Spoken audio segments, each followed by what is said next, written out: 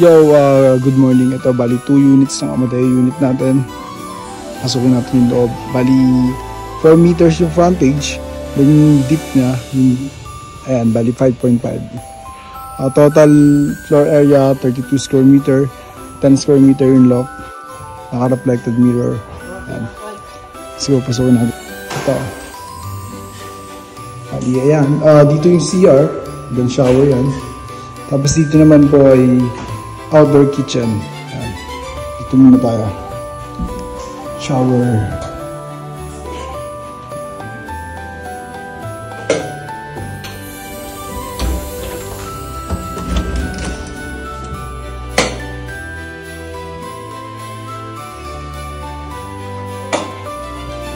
Tapos sa ating viewing mo po dito. Ayan. Akit tayo sa may loft. Steel frame hagdan natin, tapos naka-tiles. Ito naman nakabili. Ito yung AC.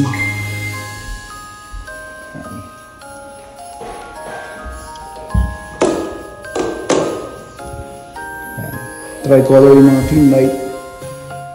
Ito yung view mo pag nasa loob ka. Yan. Bali kasya dito yung dalawang queen size na bed. Baba tayo, punta tayo sa outdoor kitchen.